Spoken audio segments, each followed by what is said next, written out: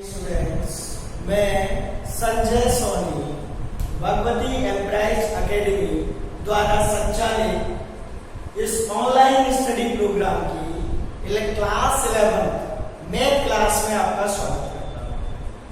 तो student, class 11 में अपना जो चैप्टर है, चैप्टर 1 समुच्चय, इस चैप्टर के अंतर्गत अपन समुच्चय की परिभाषा और समुच्चय के प्रकार और संक्रियाओं के बारे में पढ़ चुके थे।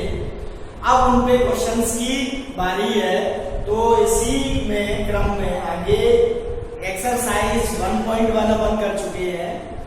आज अपन एक्सरसाइज 1.2 सॉल्व करेंगे, ठीक है ना भाई।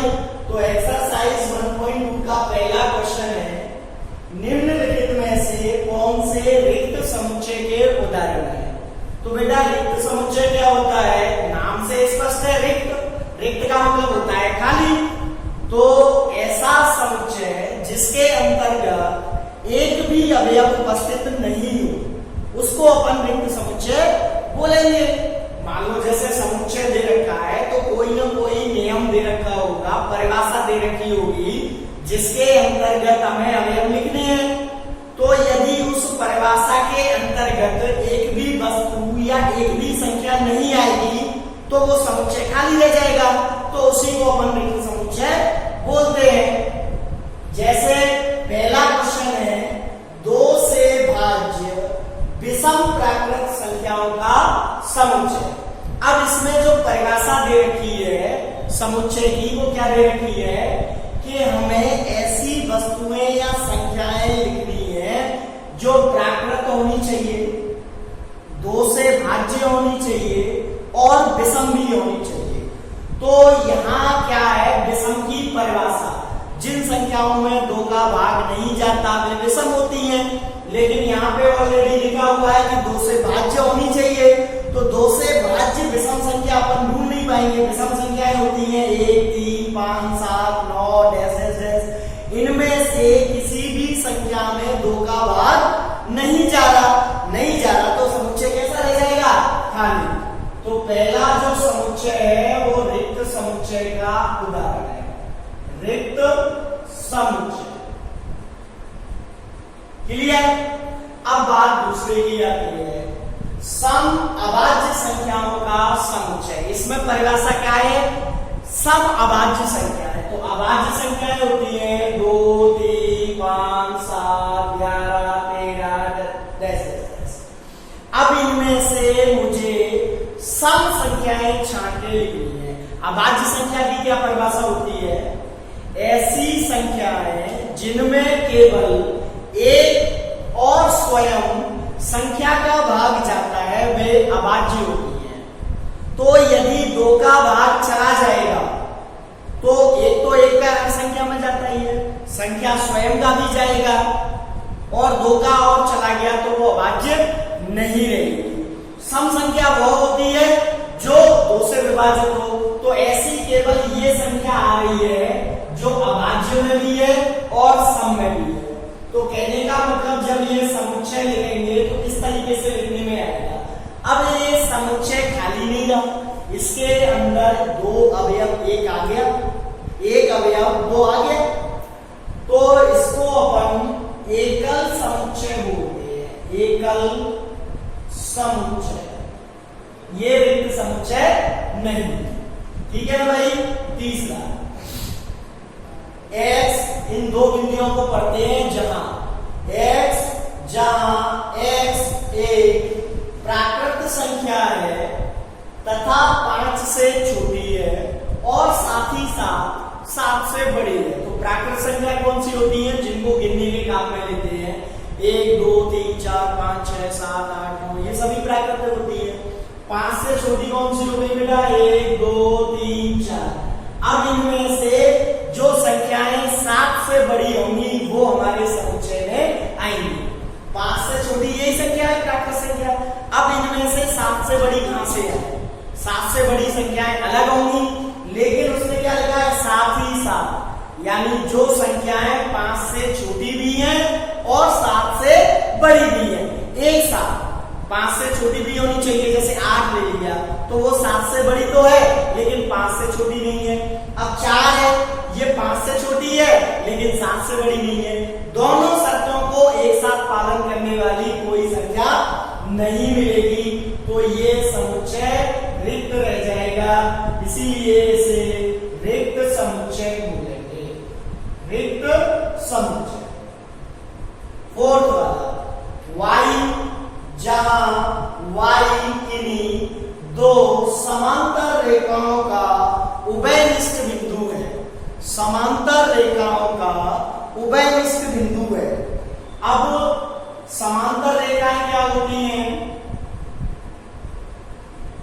इसको मैंने L1 बोल दिया, इसको L2 बोल दिया। लाइन L1, लाइन L2, इस पे ये बिंदु है A, तो ये जो बिंदु A है वो L1 पे तो है लेकिन L2 पे नहीं है।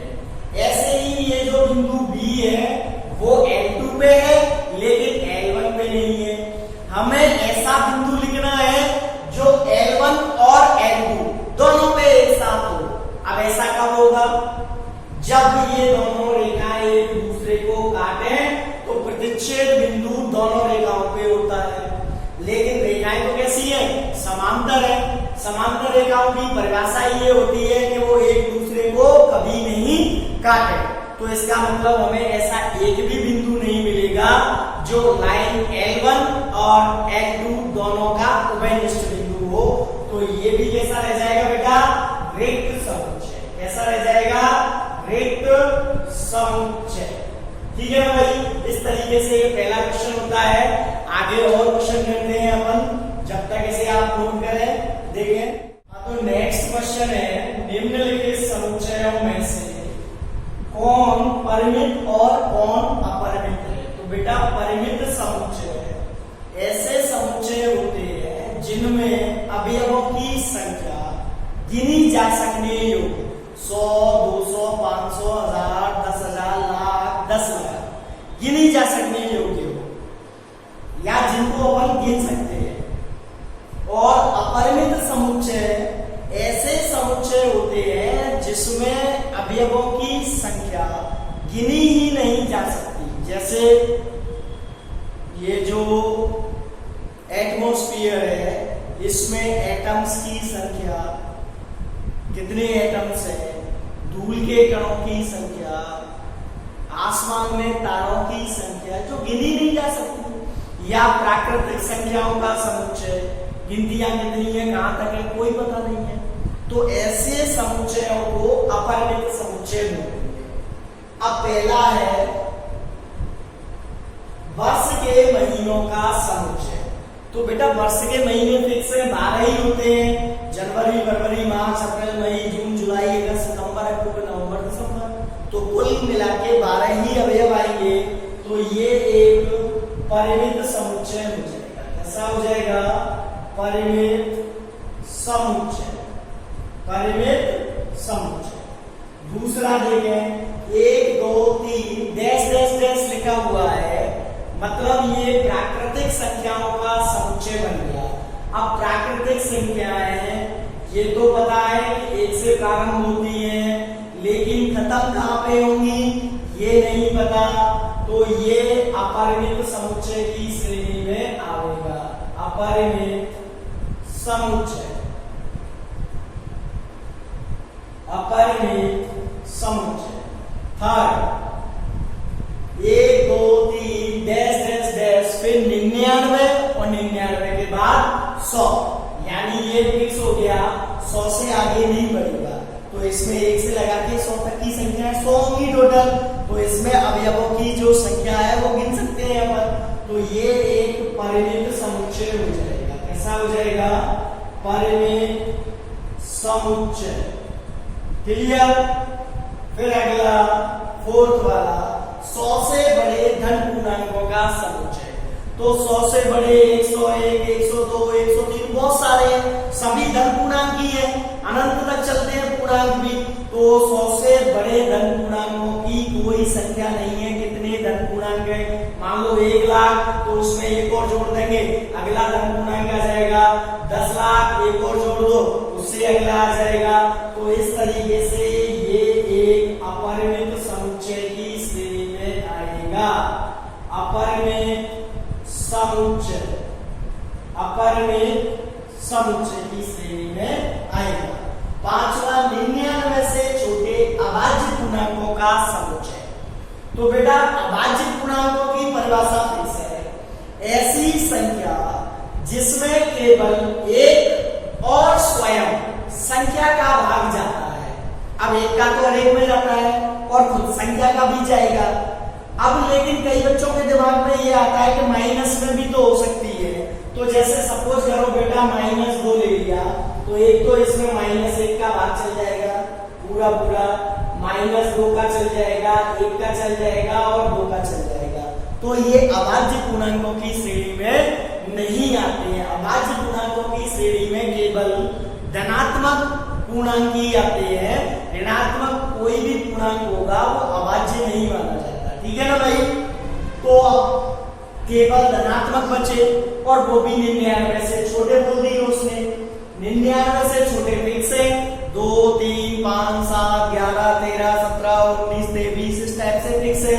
तो इसका मतलब ये एक परिमित समुच्चय की श्रेणी में आ गया, परिमित समुच्चय।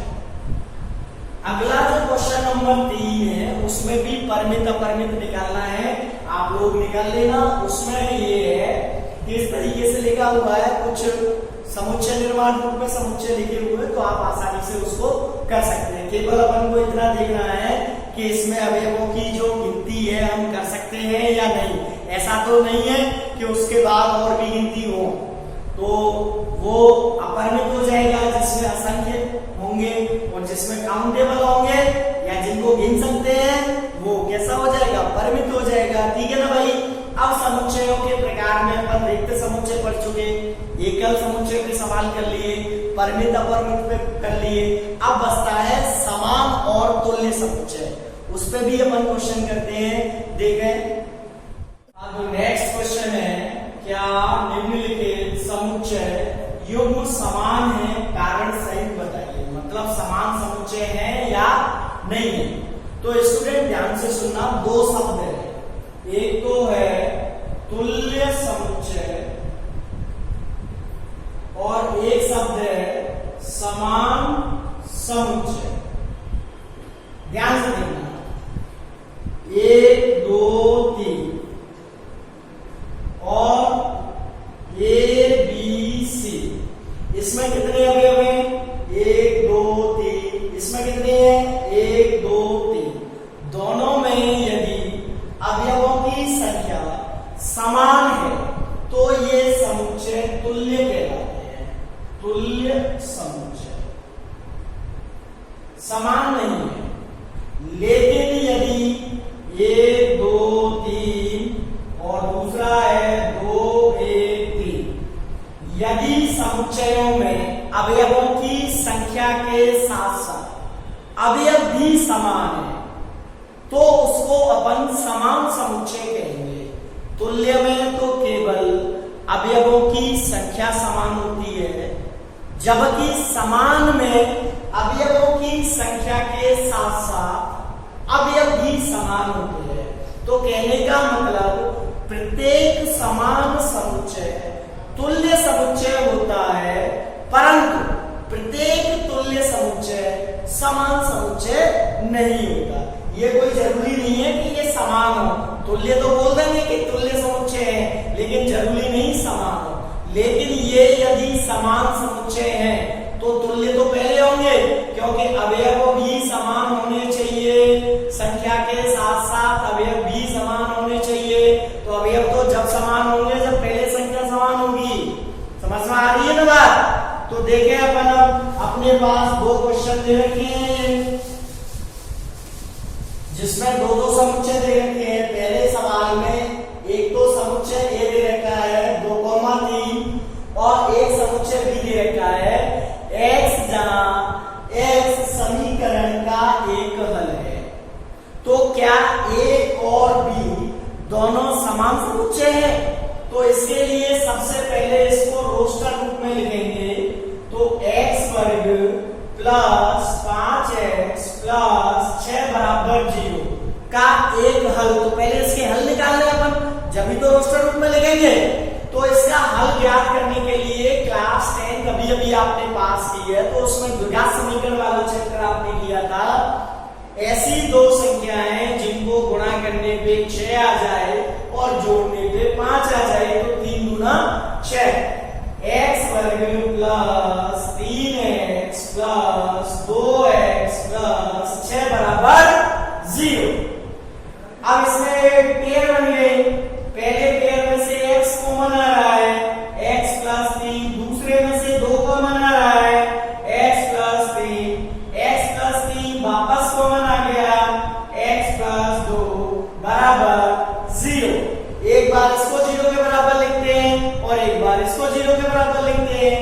तो यदि x प्लस 3 बराबर 0 तो x बराबर -3, और इसी प्रकार से -2। तो फर्स्ट वाला देखें, a बराबर दे रखा है 2,3 और b बराबर हो गया मेरा -2, -3। एक तो -3 हल आ गया और एक -2 हल आ गया, तो b समुच्चय जो हो गया वो इसके हलों का समुच्चय है। तो हल आ गए -2 और -3, तो -2 और -3। अब देखो ये दोनों समुच्चयों में अवयवों की संख्या तो समान है, परंतु अवयव अलग अलग है। यहाँ 2 है तो यहाँ -2 है, तो ऐसे अवयव समान समुच्चय नहीं कहलाते। तो यहाँ लिखेंगे अपन a व b तुल्य समुच्चय है, परंतु a बराबर नहीं है b के। अब दूसरा देखें, x जहाँ x शब्द फॉलो का एक अक्षर है, तो इनको रोस्टर रूप में लिखे। पहले a बराबर इसके अक्षरों का समुच्चय बनाना है, तो सबसे पहले f लिखा, फिर कॉमा लिखते हैं। समुच्चय में प्रत्येक अवयव पृथक पृथक कॉमा द्वारा लिखा जाता है। फिर o आ रहा है, o लिख दिया, फिर l आ रहा है, फिर एक और l आ रहा है। लेकिन समुच्चय में एक अक्षर केवल और केवल एक ही बार लिखते हैं, तो इसीलिए दोबारा l नहीं लिखेंगे। फिर o आ रहा है, नहीं लिखेंगे, फिर w आ रहा है, उसको लिखेंगे। इसी प्रकार b देखो,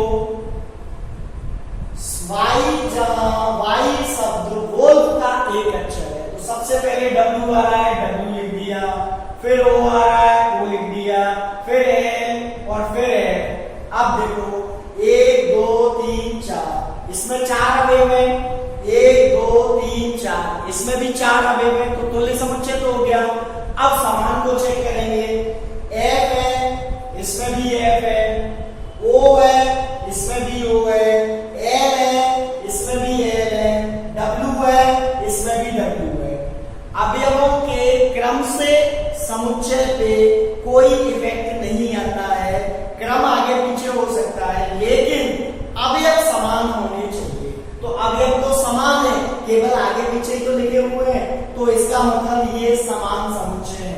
तो यहाँ लिखेंगे a व b तुल्य समुच्चय के साथ साथ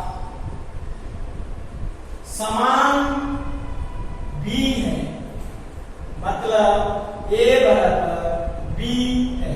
ठीक है ना, ये तुल्य समुच्चय लिखना कोई जरूरी नहीं है, लेकिन मैं समझा रहा हूं क्योंकि तुल्य का कोई क्वेश्चन नहीं है एक्सरसाइज में, तो आपके दिमाग में रहे कि तुल्य क्या होता है। ठीक है ना भाई, अब ये अपनी एक्सरसाइज 1.2 कंप्लीट हो चुकी है। नेक्स्ट वीडियो में अपन 1.3 कंटिन्यू करेंगे। जब तक के लिए धन्यवाद। लेकिन एक बहुत इंपॉर्टेंट बात रह गई कि आप लोग वीडियो को देख के लाइक शेयर और चैनल को सब्सक्राइब किया करें। जैसे और आप यूट्यूब पे औरों को वीडियो देखते हैं तो उसमें देखते हैं बहुत सारे लाइक्स आ रहे हैं, सब्सक्राइब्स आ रहे हैं, तो वो ऐसे ही होते हैं। उनके जो स्टूडेंट्स हैं उनको लाइक शेयर सब्सक्राइब सब चीज करते हैं, आप भी किया करो। चैनल को सब्सक्राइब करो, पहले वीडियो को लाइक भी करें, देखा करें तो पता तो लगे कि ये देख गया। लाइक करने का मतलब बच्चे ने ये वीडियो देखा है तभी लाइक किया है, ये होता है। तो वीडियो तो अच्छा है, उसमें कोई डाउट नहीं है मुझे, क्योंकि मैं बहुत अच्छा पढ़ाता हूँ, मुझे पूरा भरोसा है कि समझ में आया होगा। तो इसीलिए आप वीडियो को लाइक जरूर किया करें। हम देखते हैं कि आप वीडियो देख रहे हैं, आपकी समझ में आ रहा है, कोई दिक्कत नहीं है, तो समझ में आ रहा है तो उसको लाइक जरूर करें और चैनल को सब्सक्राइब भी करें, जिससे भविष्य में मान लो अभी तो लॉकडाउन चल रहा है, लेकिन आगे भी चैनल पे अपन जब एग्जाम हुआ करेंगे तो उस समय क्वेश्चन आंसर्स जो इम्पोर्टेंट है उनके सॉल्यूशन वीडियो डालते रहते हैं। तो कहने का मतलब इस चैनल को सब्सक्राइब करके आप हमसे हमेशा के लिए जुड़े रहोगे और उससे कोई फर्क भी नहीं आता कि सब्सक्राइबर कर लिया आपने चैनल तो आपके पैसे कट रहे हो या कुछ हो रहा हो, आपको कोई फर्क नहीं आना। केवल नोटिफिकेशन आता है उसको आप इग्नोर कर दो, मान लो नहीं दिख रहा है वीडियो तो क्लियर। तो आप मेरी बात विशेष ध्यान रखें, चैनल को सब्सक्राइब करें पहले, फिर वीडियो को देख के लाइक भी किया करें और अपने जो फ्रेंड हैं उनको भी शेयर कीजिए, ठीक है ना भाई। धन्यवाद।